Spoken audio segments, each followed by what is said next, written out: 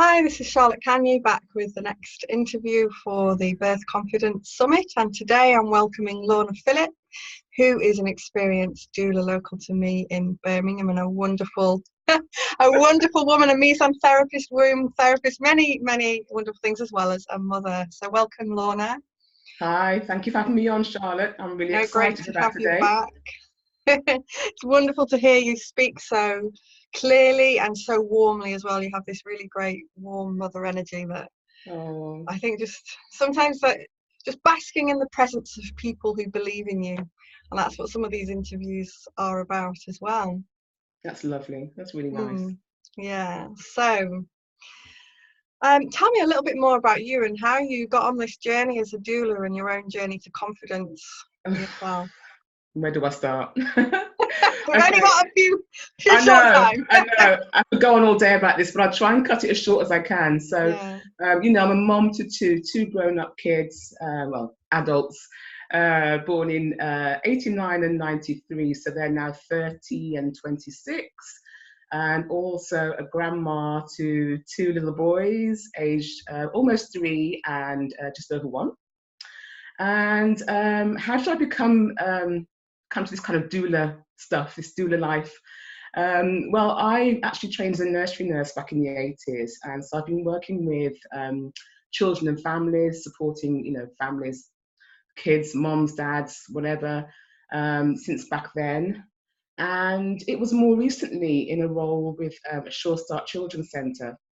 I was deputy manager, but I also used to deliver baby massage.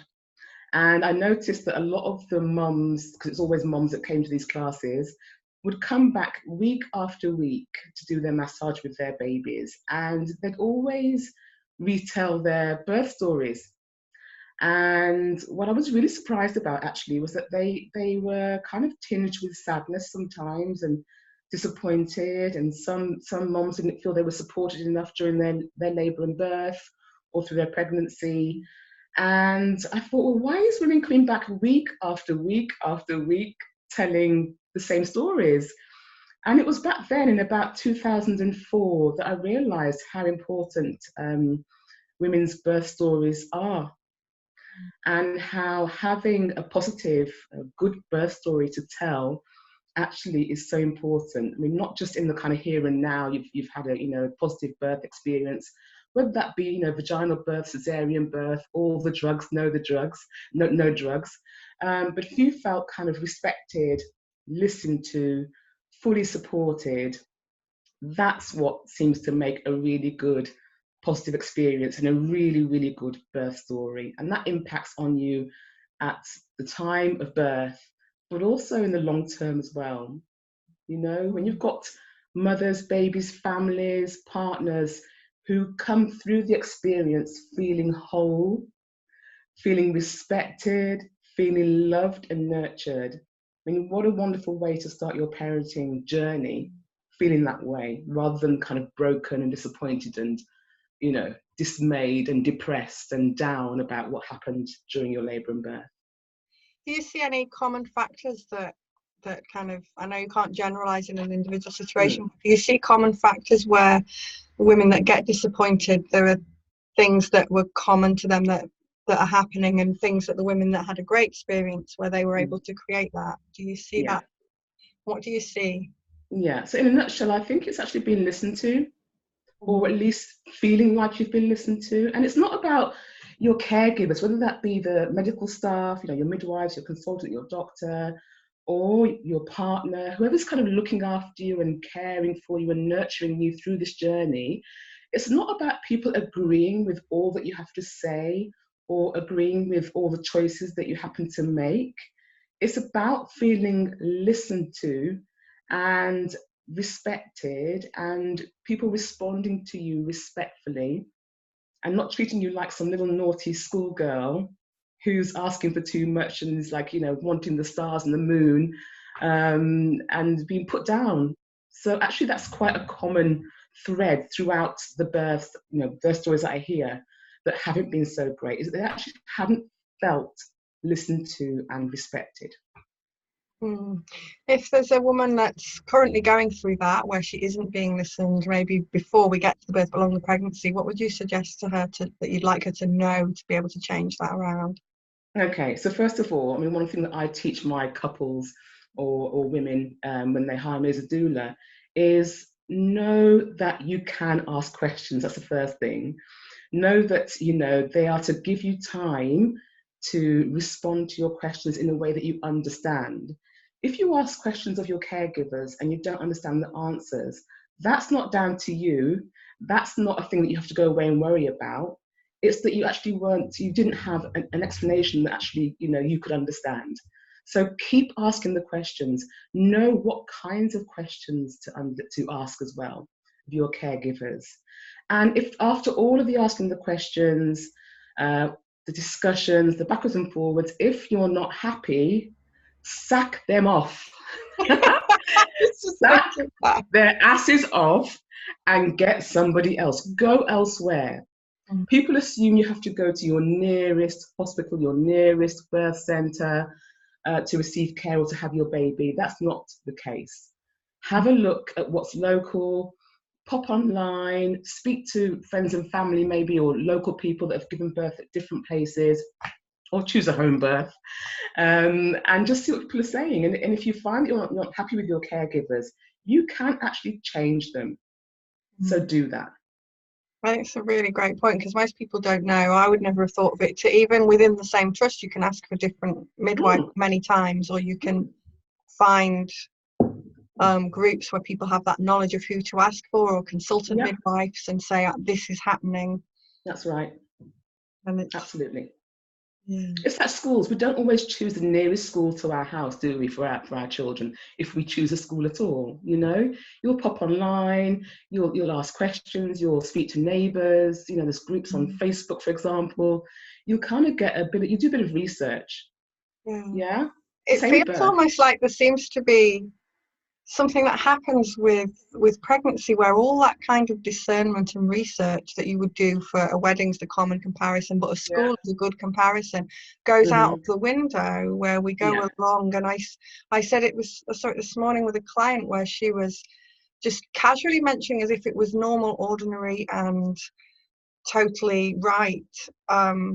Oh yeah, they've booked me in for my induction at 40 plus 11, whatever, when she's 38 something weeks now. It's Mm. already booked in, and so Yeah. they're going to do this and they're going to do that, without Hmm. any question. I said, did you know you can choose to have this or that? And they're going to give her a sweep at 40 weeks. I said, you know that's Hmm. your choice. Hmm.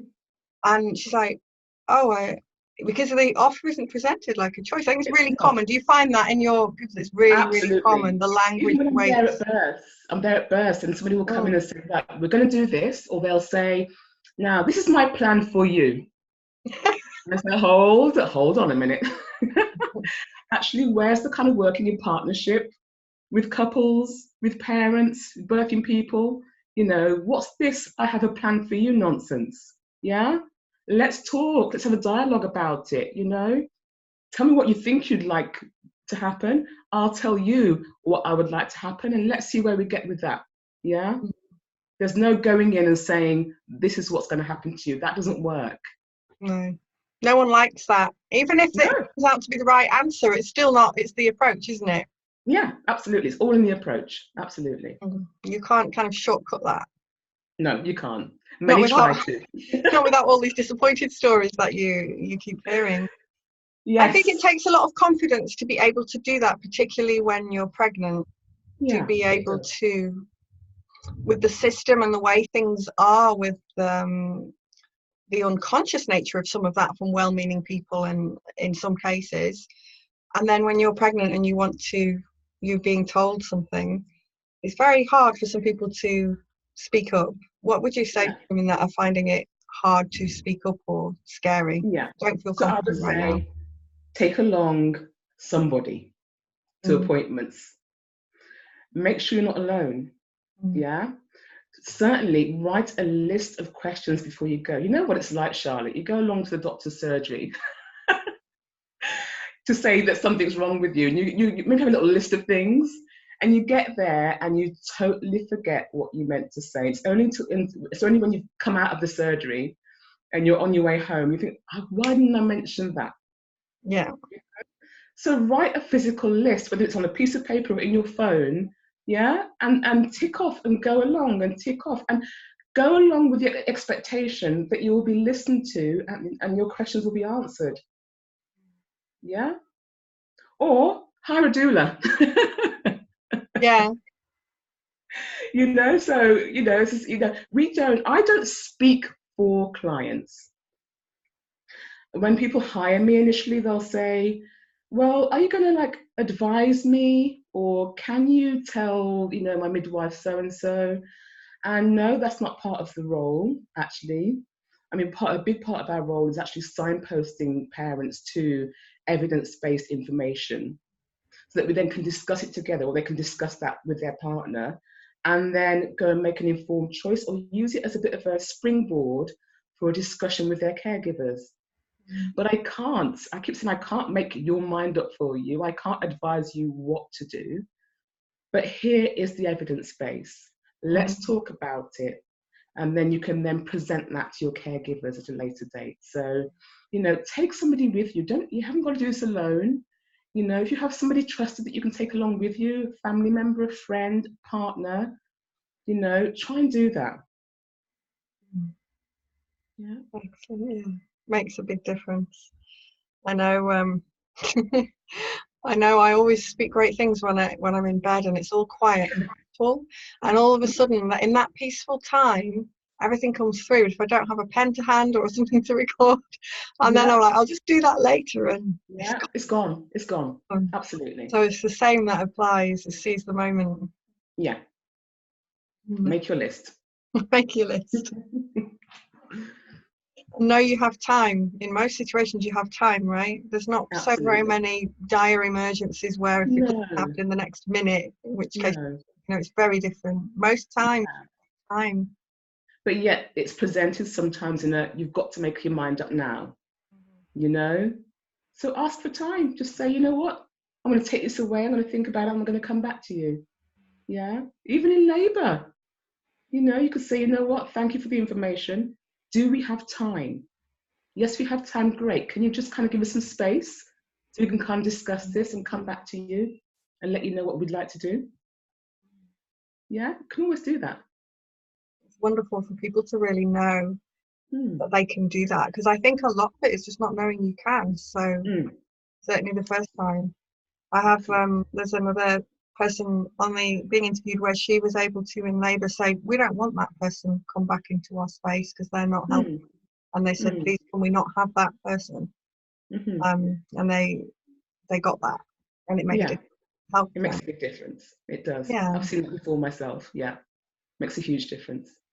And sometimes when you have even consultants come in, they come in kind of blustery and this is what we're going to do, and with their cape on, I'm here to save the day. I've had to sometimes talk to them, quietly on the side. Don't want to disturb, kind of mom's birthing vibes, and just say, you know what, when you come back, can you just present the whole picture?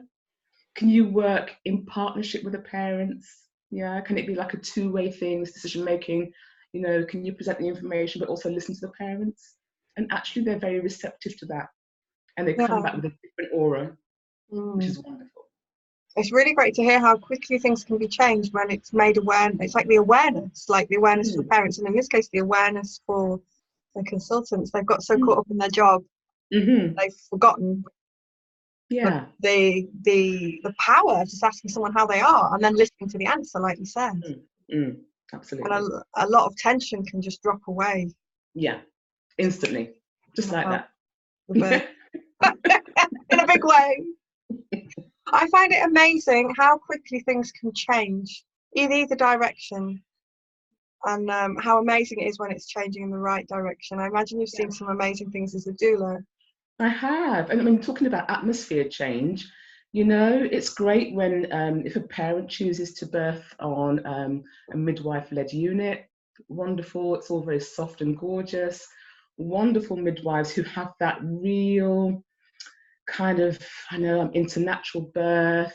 I'm here to support the woman. I'm very woman-centered in my practice. And you notice straight away when they're a little bit short-staffed and have had to borrow a midwife from delivery suite. And when that midwife comes in, her aura is very different. Because, what she sees on delivery suite is normally kind of higher risk women and higher risk birth. So she comes in and doesn't have that same softness and that same approach as the midwives who are, based on that midwife-led unit. And that can sometimes change the atmosphere quite quickly. And it's a thing to kind of look out for. Yeah. Mm. And are you able to change that back again in some cases when you Yeah. see it there? Because I'm sure that many of these women didn't get into birth to not trust it. No, sure. Just the nature of where they're working, the energy and the environment that we're bathed in affects us more than we realise, and then that awareness and go, oh. Yeah. Well, you use the whole doula. I mean, you're doulaing the woman, the birthing woman, you're doulaing partner, and sometimes you're also doulaing the midwife. Mm-hmm. So just using those kind of soft skills to make sure that she feels, a part of all of this, and maybe kind of then going through the birth plan with that midwife and just showing the utmost respect and care for her and her expertise. That can sometimes just bring things down a level and bring in that softness that maybe wasn't there initially. And it's all about kind of doing it in a way that's not going to cause any upset. You don't want to say kind of upset the kind of birthing vibe. So it's about doing things that are from the heart and gently, but with purpose. There's a lot of power in gentle with purpose, like you said. That really Yeah, there is an awful lot. Yeah, Mm. more so.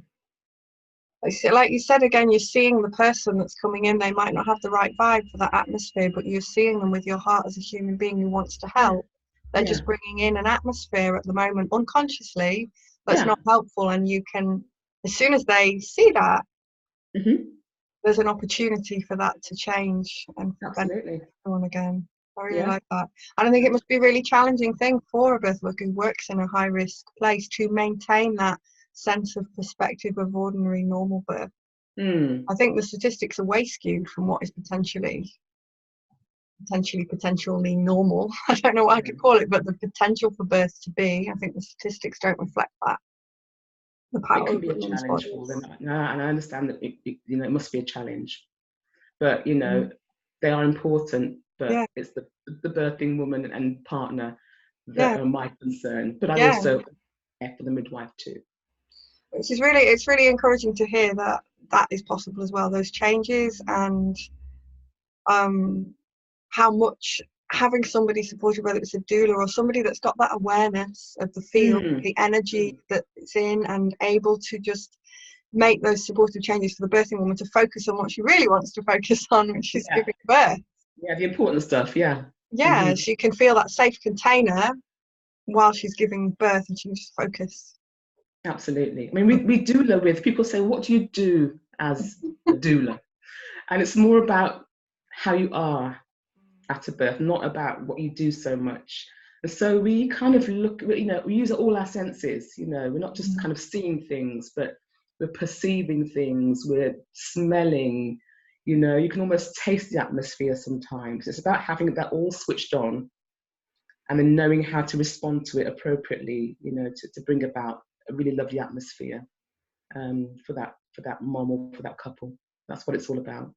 I think you're pointing to something that's important, that those skills you've developed as a doula, we have as mothers birthing our children as well. And it's trained out of us. So we're looking at the tick boxing, the checking, the this. And I love that by you embodying that, that's what you're helping your clients to do, right? To learn to trust their senses again. I hope so. I mean, and the same comes with parenting too. I've seen a lot of parents recently, just, either face-to-face as I'm being a postnatal doula or online on social media, who are totally confused. They are totally overwhelmed. They're reading all this stuff about what you should do with your child, and the latest research points to this. You've got to do this, or otherwise that's going to happen. And I'm a bit of a dinosaur. I had mine years ago, as I said when we first started talking. And we didn't have all of this stuff. You I know? remember talking with you about that. Yeah, we didn't have it. So you kind of had your instincts. Hopefully you had your mom or a mother figure to kind of give her perspective.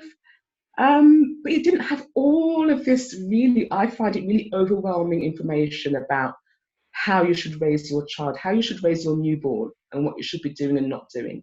So I'm finding a lot of basically clapped out moms, and I'm a postnatal dude. I've had moms, for example, who, when I start with them, they say, you know what, before you came, I couldn't even get myself a meal together because I'm scared of putting my little one down. I've been told I need to hold my baby all day long. When I go for a wee, I'm holding my baby going for a wee, you know, because they're told that if they put their babies down or if they separate their baby from them, the baby's going to be very, very stressed out. All this cortisol is going to course around baby's body, and you're going to have a stressed out newborn and then a stressed out adult. So we look at that, we unpick that, and we look at ways in which we can make sure that her needs are being met, as well as newborn needs, which are immense, of course. So it may be just like even just using a sling, a carrier. Yeah. It may be, you know what? It's okay to put baby down for a nap. It's okay and to get some lunch or whatever. But to be at home all day, holding your baby out of fear and not being able to take a pee in peace or to fix a sandwich because your hands are full of baby, yeah, until your partner gets home. For me, that's not okay. And for the parents that I've worked with, it hasn't been okay. So it's looking at ways around that we can actually say, well, look, you're also important. You need to eat, you need to pee. Let's see how we can figure this out. And it's not about telling them, okay, look, you got to do this. That's how we are different from having, say, a mom or an aunt. As doulas, we don't advise. Again, we don't advise. We kind of help the parent to find their own way through. So we're walking by the side. We're not leading in front. We're walking by the side and saying, well, maybe some moms find that helps with this kind of thing. You might want to give that a try, or start from where they're at, and let's see, how they blossom as a parent. Let's see, what's going to happen, how it unfolds, like birth. How is it going to unfold? Not by being led by the nose, but by somebody walking side by side with you, holding your hand. And that's what doulas do. It's definitely an empowering approach because we've been conditioned to put our needs last as mothers quite a lot. Some have that conditioning more than others, but it's very prevalent, and it can be pervasive where you don't know you're doing it because you're looking at the baby and you're a bit tired, and so you don't really know you're doing it, and someone from the outside can see and it becomes gently help you. But then when you choose it yourself, you can think, oh, I can do this.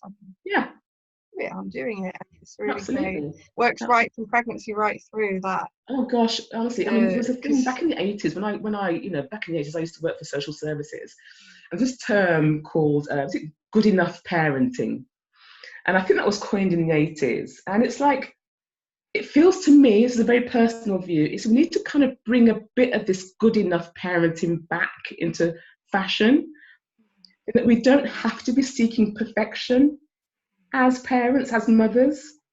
We haven't got to be doing it all. Yeah. Pick the things that are really important to you and kind of non-negotiable, whatever that may be. And actually, we can slightly let go of the other stuff.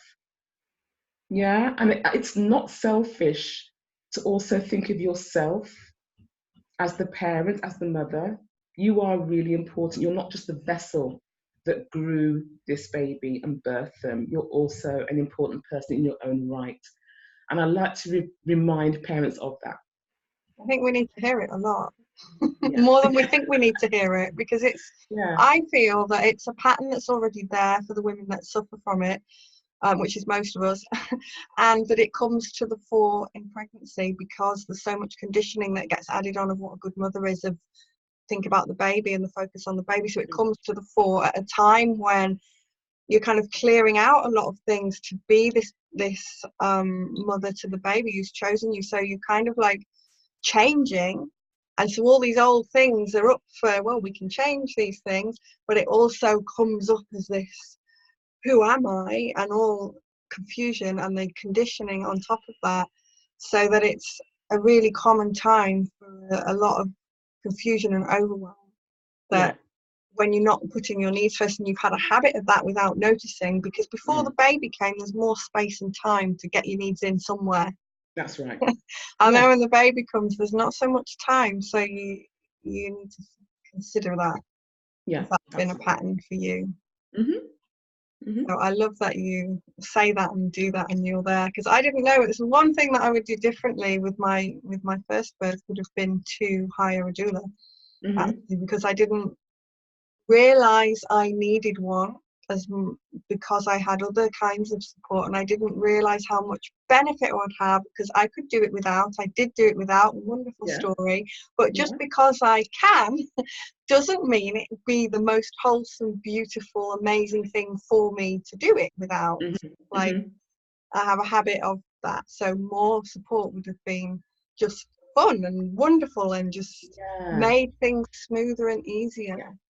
And, Totally. So it's just something that wasn't an option for me at the time. And now, as I learn more and speak to you, I would love more women to consider options like that they may never have considered before. Yeah. To hear the words and reflect on it. Sometimes women think, well, they kind of hear about doulas. I mean, what I love now is that we're kind of out there. You know, we've been talked about in antenatal classes, you know, in books, on various pregnancy apps, which is great. But a lot of parents think, that's not for me. That's not what we do. But actually, it can be for you. I'm not saying everyone wants or needs a doula, but those who think they benefit from having doula care, doula love, it is for you. It is for you, for definite. Yeah, every woman.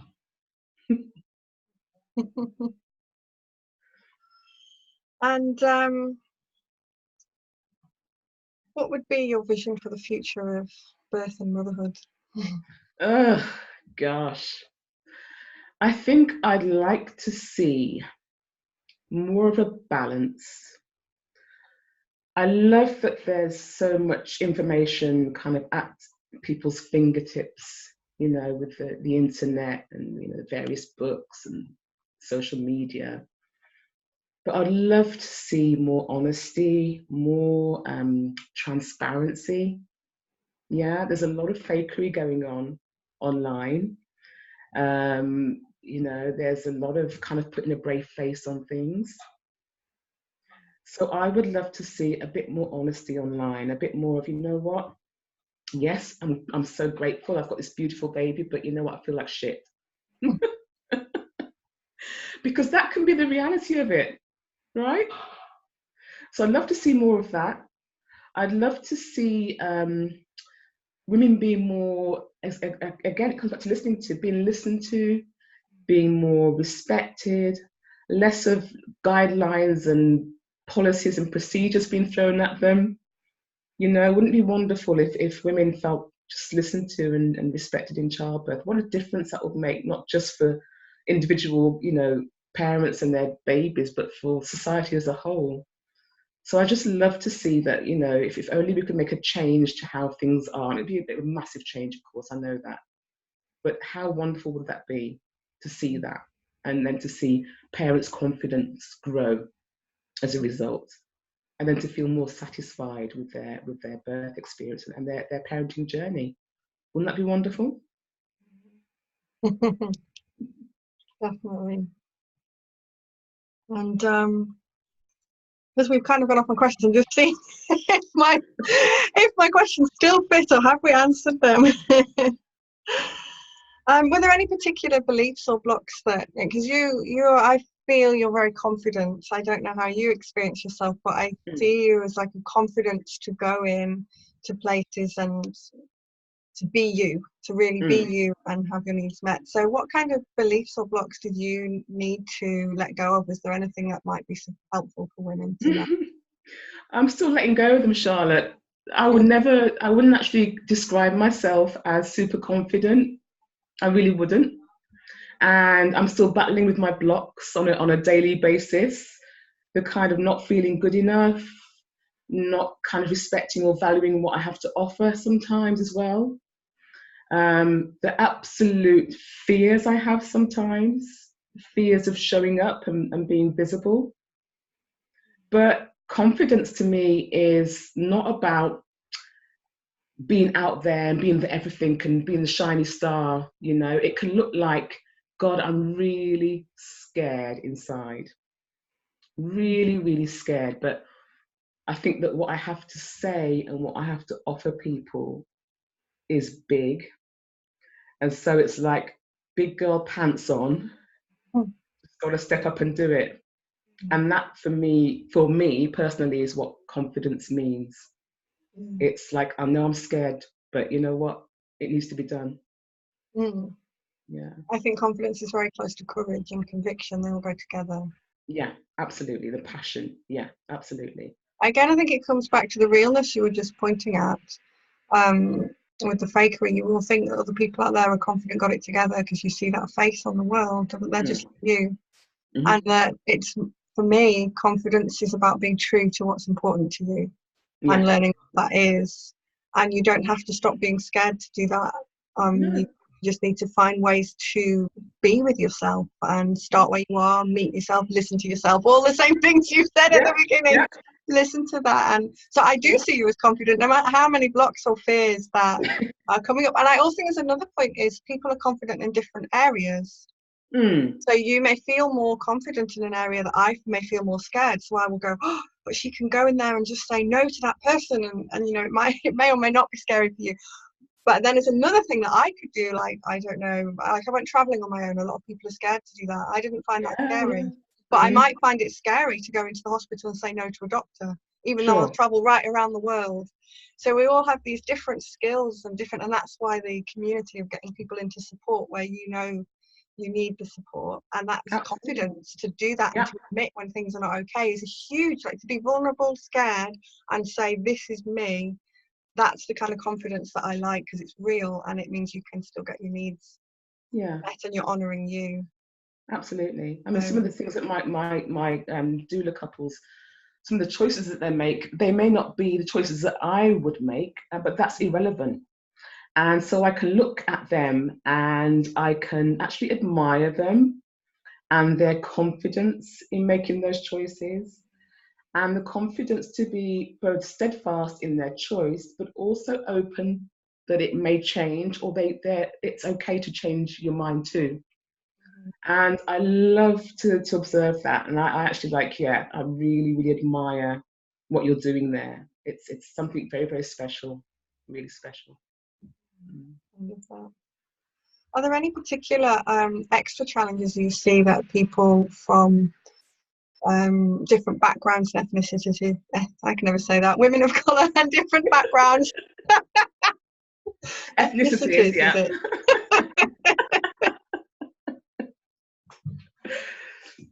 may face that you feel are a particular mention to support women that may think, well, it's all right for them, they can ask, it's all right for them, but for me it's harder. Is there anything? Yeah. Again, I see it because actually the majority of my clients are actually women of colour.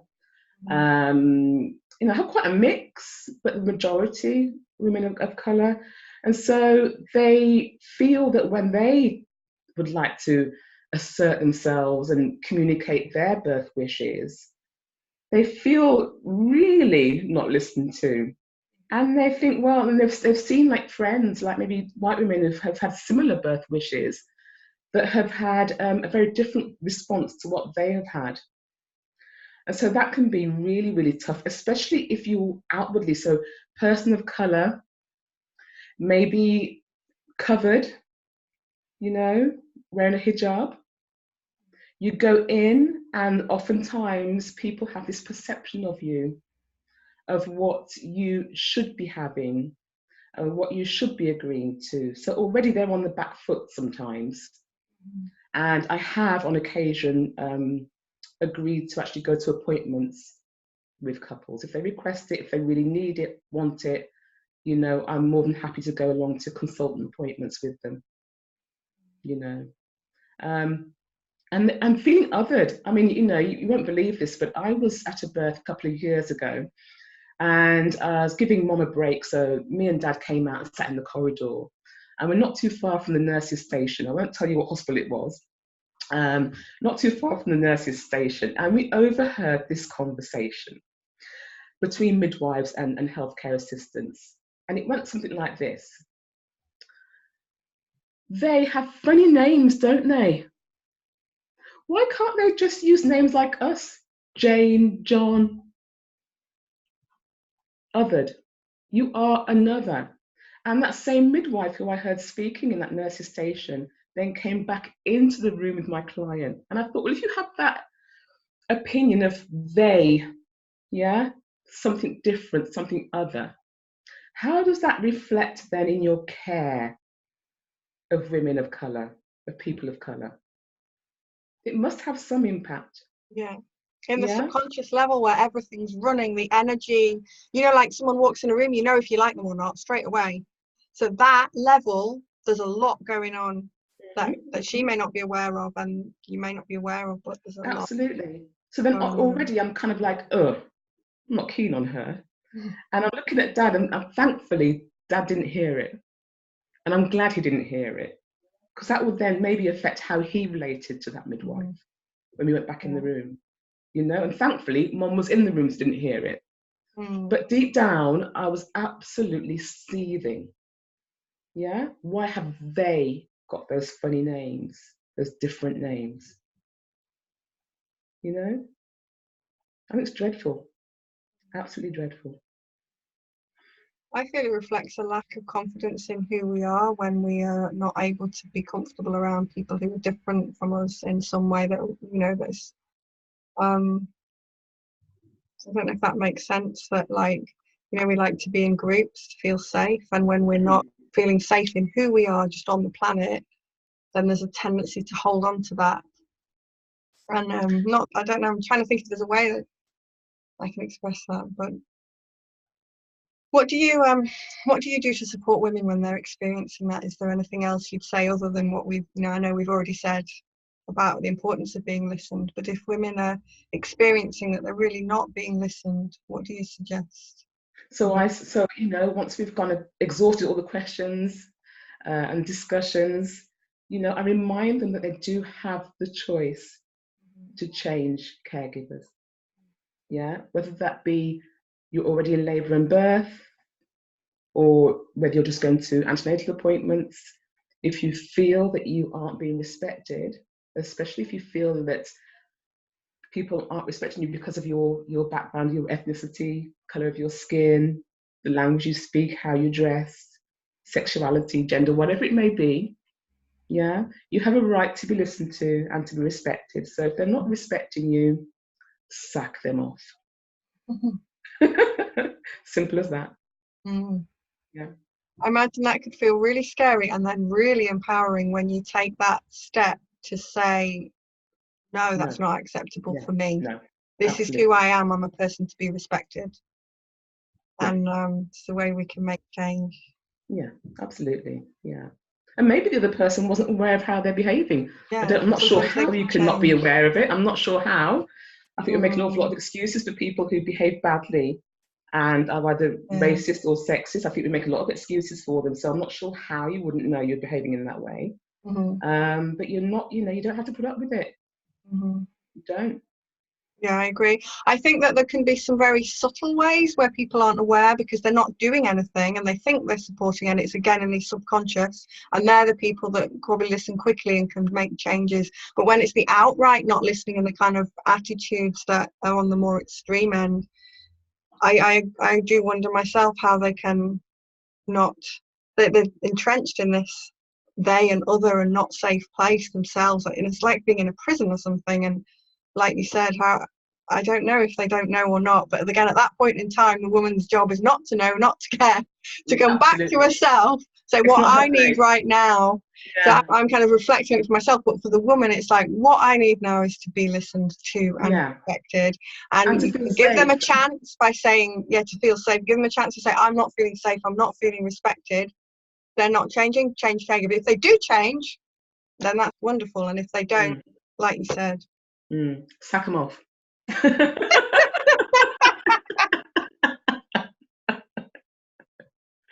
Yeah. We're starting a revolution, Lorna.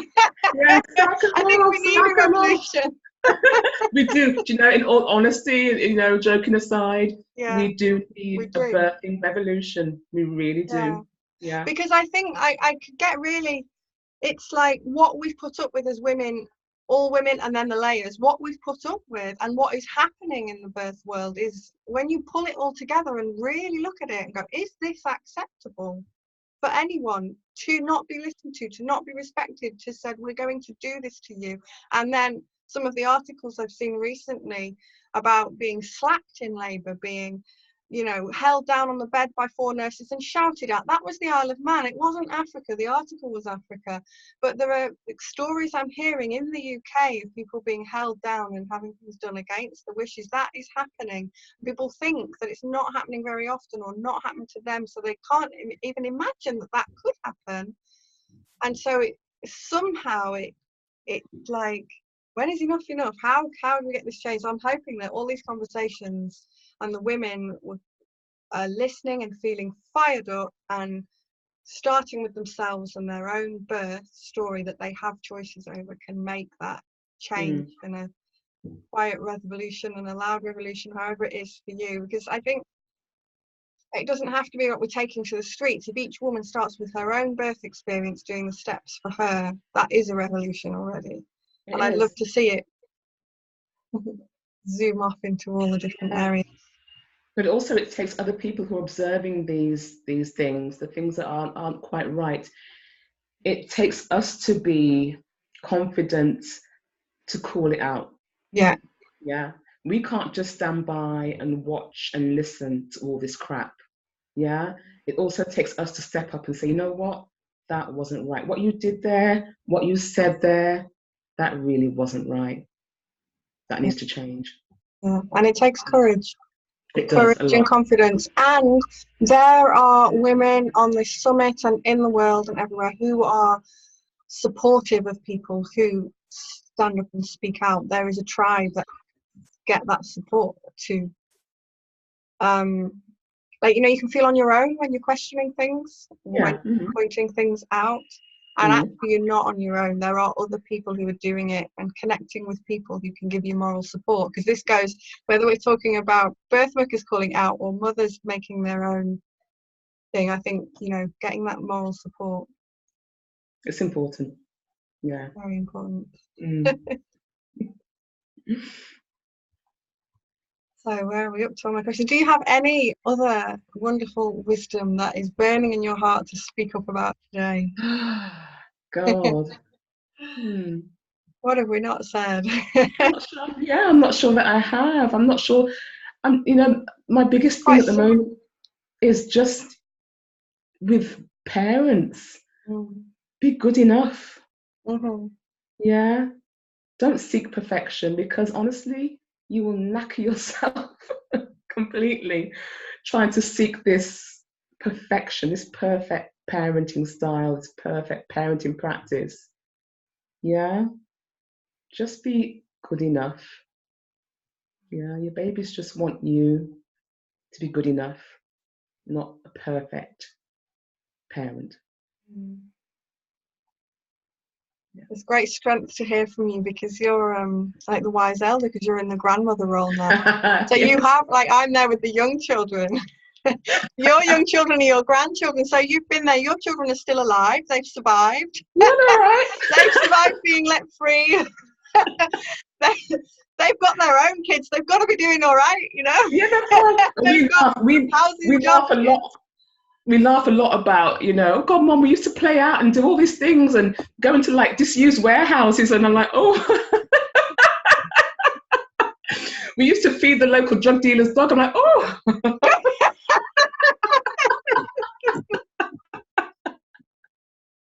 They're fine. Yeah.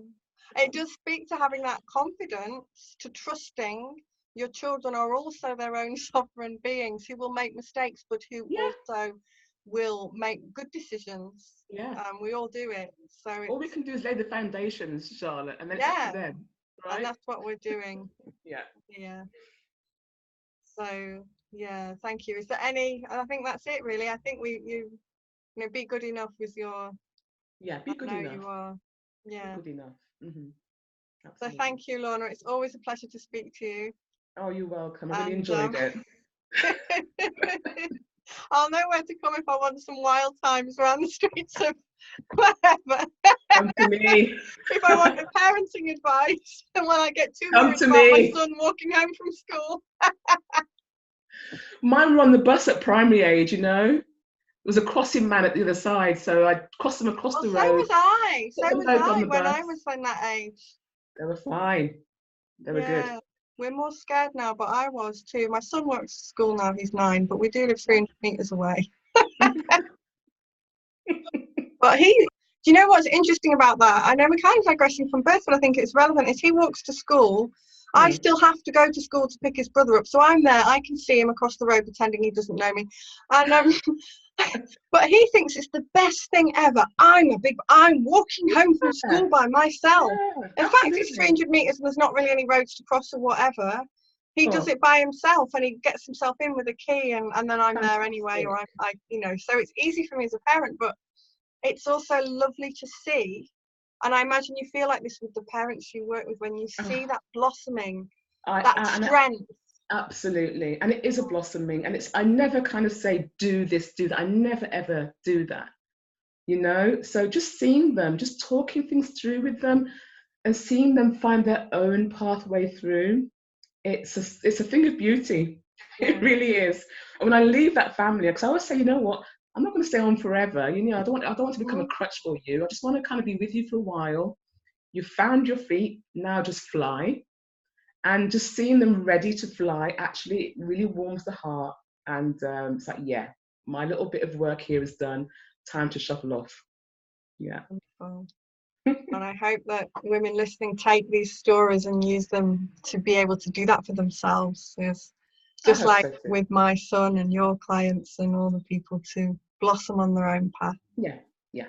So thank you for sharing your wisdom today and for being Mm, interviewed. you're welcome. It's been great. Um, Thank you for asking me on. yeah.